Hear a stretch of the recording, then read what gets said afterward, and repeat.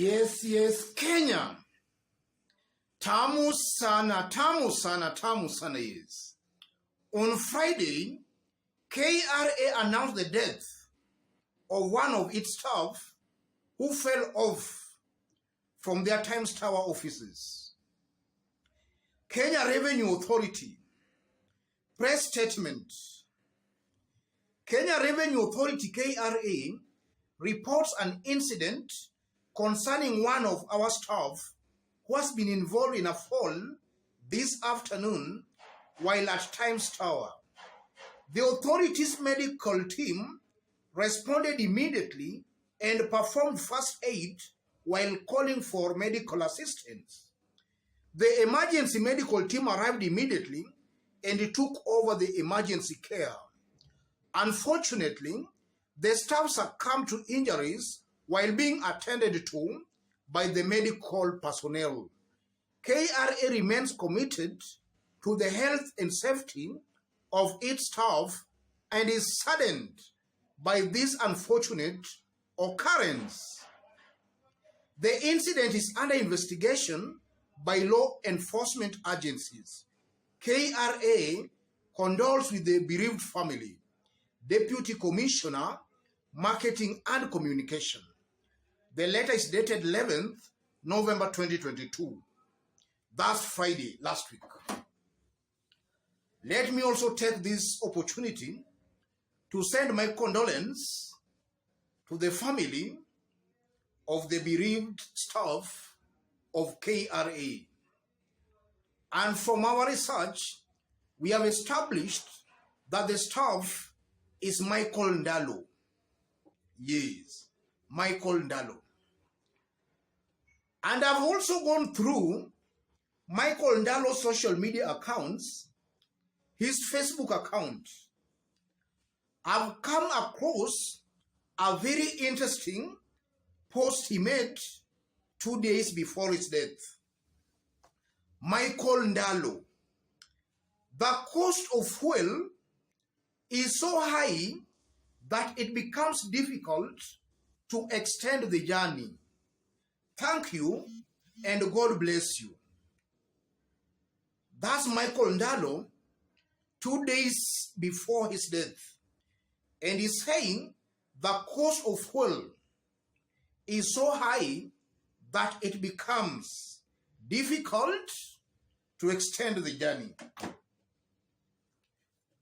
I don't know how to interpret that post. In this video, I want us to dig deep into that story to see the truth behind the scenes. Before we do that, if you are watching us for the very first time, subscribe, give this video a like. Yes, I hope Kenyans can still remember the story of a 26-year-old Tunisian vegetable vendor, Mohamed Bouazizi.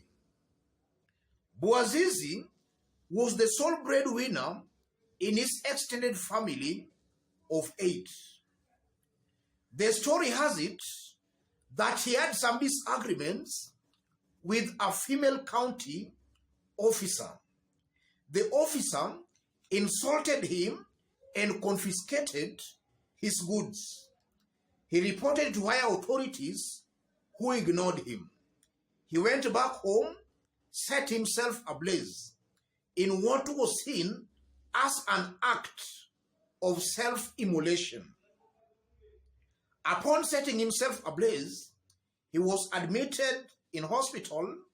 The then Tunisian president, Ben Ali, paid him a visit in hospital. Days later, he died in hospital.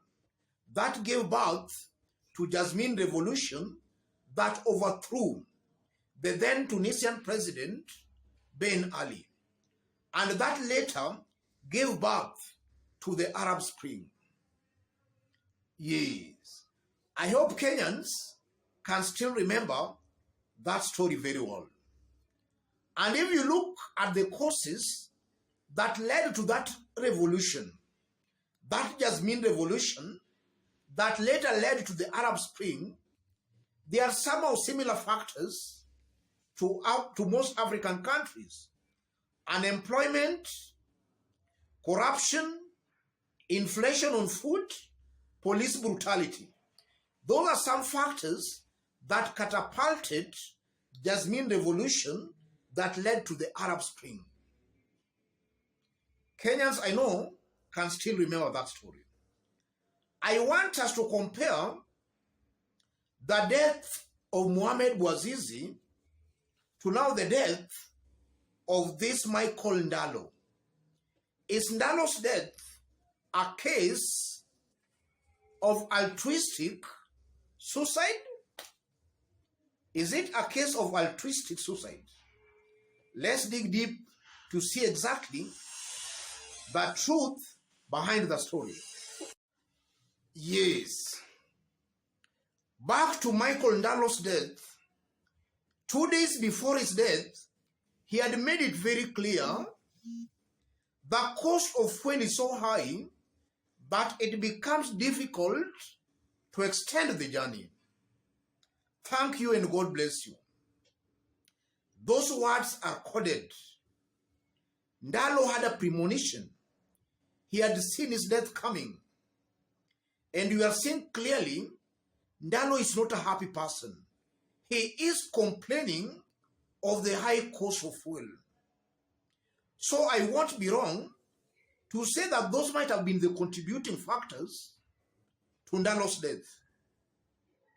Dalo might have taken his life in what is called altruistic suicide, taking one's life for others to benefit. Dalo most likely was not happy on the way the government was doing things. So he might have taken his own life to send a clear message to the government. For the government to give the millions of hustlers the freedom the government promised them. What does this mean and portend for William Ruto's government?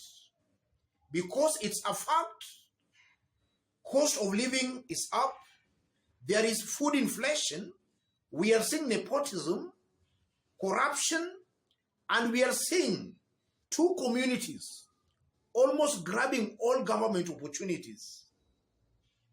Let's dig deep to see exactly what that means and portends for William Ruto's government. Yes, Dalo's death should be a wake-up call to William Ruto's government that things are not good on the ground. Kenyans are suffering in silence. They are suffering in their millions. And I'm saying that because 2 days before Dalo's death, he had complained about the high cost on fuel, an indication he was not a happy man with William Ruto's government. And what Dalo was going through is what a good majority, if not millions of Kenyans, are also going through. Dalo was happy he had a job. What about the millions of Kenyans who are jobless? William Ruto's government should take action in making sure cost of living is lowered, inflation on food is addressed, and William Ruto's government should also address the issue of corruption and nepotism, tribalism, because it's also a fact that this government, we are seeing only two communities taking the lion's share of government positions. Those are things quite a good majority of Kenyans are not happy with. William Ruto's government is on a wrong trajectory. The government should make a U-turn and take the right trajectory. They are not getting it right as I talk, ladies and gentlemen. And also from that Dalo's death, I'm seeing a William Ruto's government that should now be very sensitive to some issues being raised by Kenyans. And just as in the case of the Tunisian hawker, vegetable vendor, such kind of instances can even lead to revolutions and rebellions against any government. William Ruto's government should move with speed to address those issues. Let me stop it there, ladies and gentlemen. Just as I did indicate when we were starting, if you are watching us for the very first time, subscribe, give this video a like. To our fans and subscribers here, I'm very much humbled, very grateful for the kind of support you are giving me here. To any other person who want to support our channel, as always, I've pinned my number on the comment section. Contact me through the number or feel free to channel your support to the number. Let's meet in our next analysis. Thank you.